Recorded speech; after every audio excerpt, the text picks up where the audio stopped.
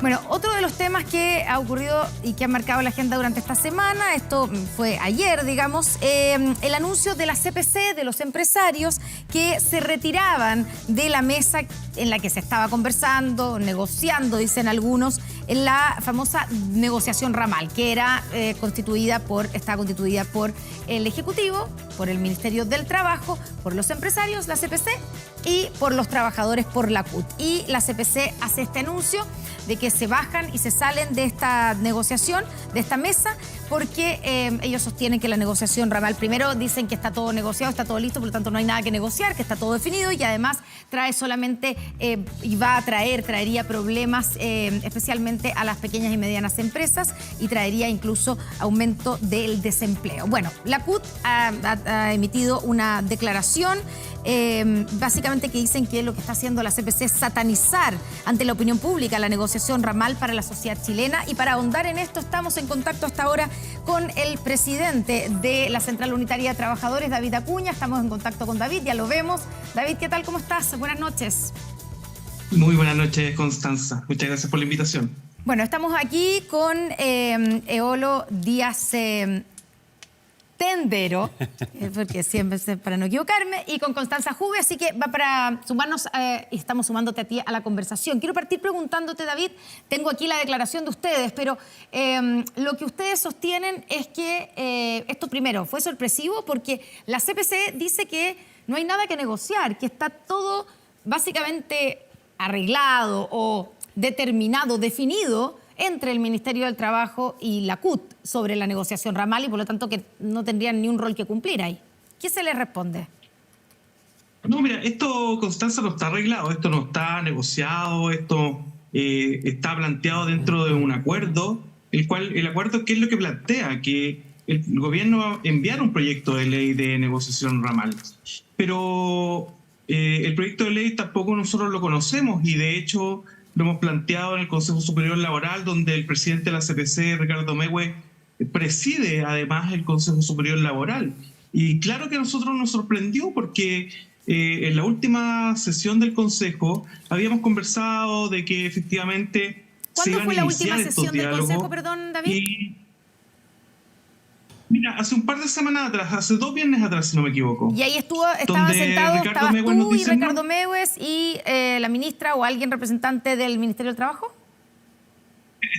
No, el Consejo Superior Laboral es tripartito, sí. Lo preside Ricardo Mewes, yo soy parte del Consejo Superior Laboral y está la ministra también del Trabajo. Entonces, cuando se plantea de que se van a hacer esto, se presentó un informe de la OIT, unos estudios que hablan que efectivamente la negociación ramal es beneficiosa para los trabajadores, habla de distintas temáticas que están también dentro de nuestro comunicado.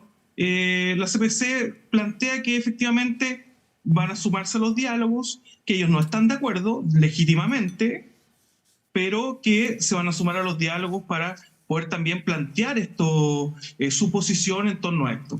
Entonces, por eso nos sorprende, porque después de que decimos, bueno, queremos conversar, veamos esto, partimos de la premisa de que no estamos de acuerdo, no tenemos por qué estar de acuerdo, pero efectivamente tenemos que escuchar nuestras posturas, porque la CPC tampoco ha escuchado la postura de la central, nosotros tampoco hemos escuchado de manera formal, lo han planteado por la prensa desde el primer día que el presidente hace el anuncio. Esta no es una demanda ni tampoco fue una sorpresa para los empresarios, ya que esta demanda estaba en el programa de gobierno, es una demanda histórica de los trabajadores. Entonces también nos sorprendió cuando los empresarios a través de la CPC dicen, bueno, esto es una sorpresa, es como nuevo, es como que algo que no nos esperábamos. Por favor, esto estaba consensuado, nosotros lo habíamos conversado, la CPC sabe de esta demanda, que también es una demanda histórica. Y David, para entender la dinámica, porque como tú dices, hace 2 semanas se reunieron y ahí ¿sí? No tuvieron ustedes ninguna señal o alguna luz de que Ricardo Mewes estaba pensando, en representación de los empresarios, bajarse de la mesa. ¿Cómo se enteraron? ¿Se enteraron igual que todos nosotros con una declaración de Ricardo Mewes? O digamos, como tienen ustedes una relación y este consejo, les comentaron, te llamó por teléfono, te mandó un mail, un WhatsApp. Efectivamente nosotros nos reunimos para la presentación del mecanismo de cómo iban a ser estos diálogos sociales. Y en esa reunión la CPC iba a asistir, y no asistió a esa reunión. Entonces nosotros nos enteramos en la reunión que la CPC lamentablemente no se iba a sumar. ¿Y eso cuándo fue? ¿Ayer mismo? Antes de ayer. Antes de ayer, ya. Sí, entonces mira, nosotros hemos planteado de poder dialogar, de poder ver las posturas, porque nos parece extraño cuando se plantean las preocupaciones de la CPC. La CPC habla de la informalidad, la productividad, habla del tema de las condiciones del mercado, pero bueno, nosotros decimos, pero conversémoslo de manera sectorial, porque las políticas públicas, lamentablemente, cuando son aplicadas de manera general, tenemos después problemas en las aplicaciones locales. Entonces, la revolución ramal nos permitiría ir conversando de manera más sectorial.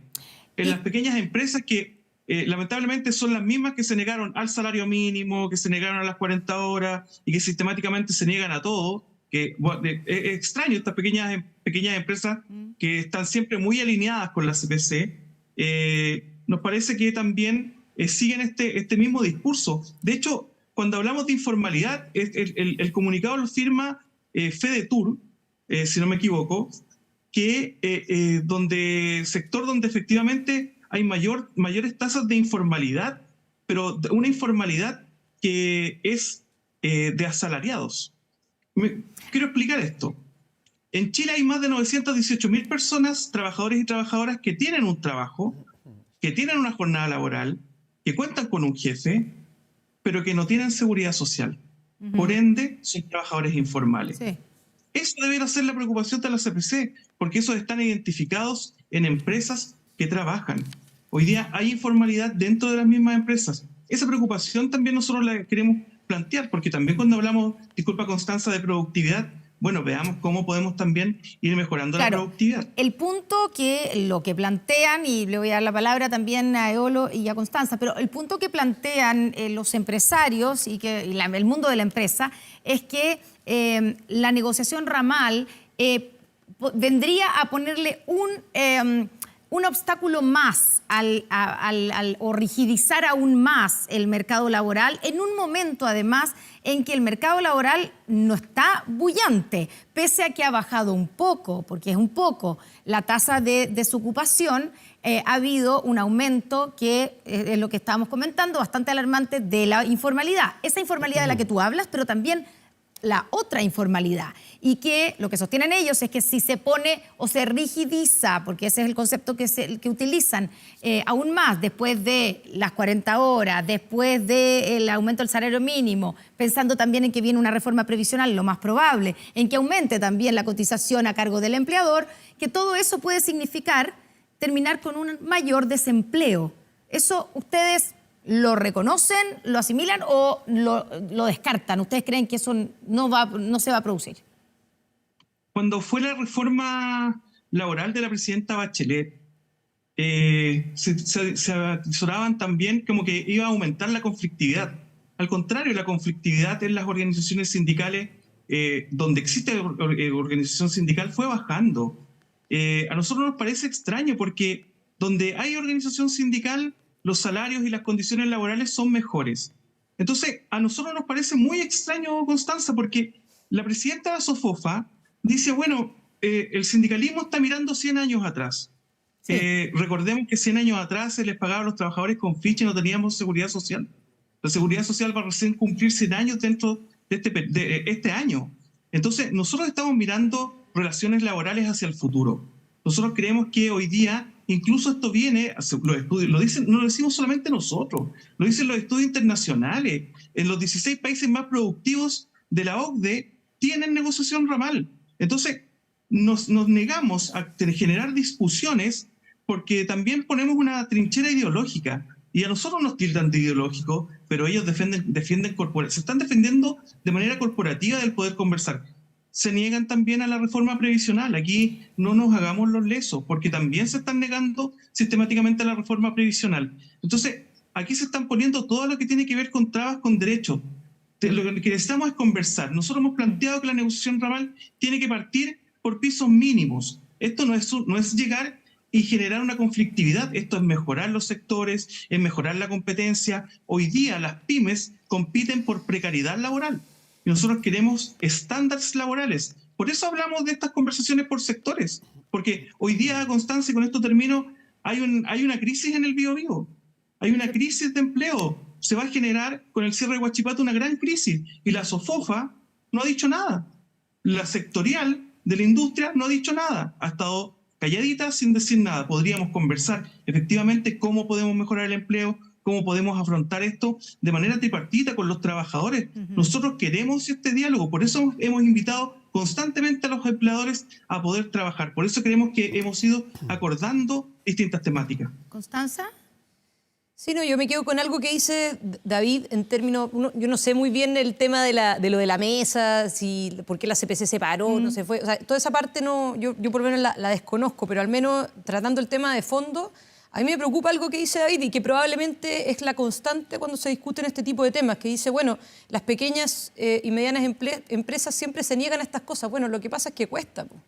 Cuesta para un emprendedor, plata, dices tú, cuesta plata. Para un emprendedor le cuesta salir adelante, le cuesta plantear su emprendimiento, le cuesta adicionalmente las 40 horas, le cuesta adicionalmente que tú, que ahora en este caso lo metas dentro de un mismo saco a empresas que son chicas con empresas que son grandes. O le cuesta el hecho de tener más trabajadores de hecho formales, le cuesta el salario mínimo aumentado, le cuesta. Esa es la realidad y eso pasa también por un tema de experiencia con respecto al emprendimiento. Y probablemente personas que no han emprendido nunca, claro, tienen un desconocimiento respecto de lo que cuesta eso y por eso no logran entender por qué las pequeñas y medianas empresas este tipo de cosas en general las tienden a resistir. Eso yo creo que como primer punto, yo creo que es una omisión que no me parece que sea razonable tener. Y por otro lado, ojo, porque lo de la reforma laboral de Michelle Bachelet, claro, se sacaron algunos temas que eran conflictivos, entre ellos, que yo entiendo que la CUT está de acuerdo, la afiliación obligatoria, que es una manera artificial de crear mayor poder precisamente para quienes son representantes como por ejemplo representantes de la CUT, en la lógica más bien de empoderar al trabajador con los grupos de trabajadores, el hecho, ¿cierto?, de que uno voluntariamente se pueda afiliar y desafiliar, que eso es algo que también es un tema que se había planteado en esa reforma y que se terminó sacando. Entonces, gracias a eso, de hecho, no se generó tanta conflictividad. Entonces, yo creo que igual es importante tener todos los puntos sobre la mesa y no satanizar a un sector, especialmente si no se tiene conocimiento o experiencia respecto de ese tipo de cosas. David, Constanza usó la misma palabra que ustedes usaron en su declaración, satanizar. Sí, es importante plantear que efectivamente nosotros estamos hablando con bases reales y con estudios comparados. Nosotros no nos levantamos un día en la mañana y dijimos, hoy día queremos negociación ramal. De hecho, cuando yo digo que esto genera o empareja un poco la cancha, también estamos pensando de cómo empareja la cancha para las pymes.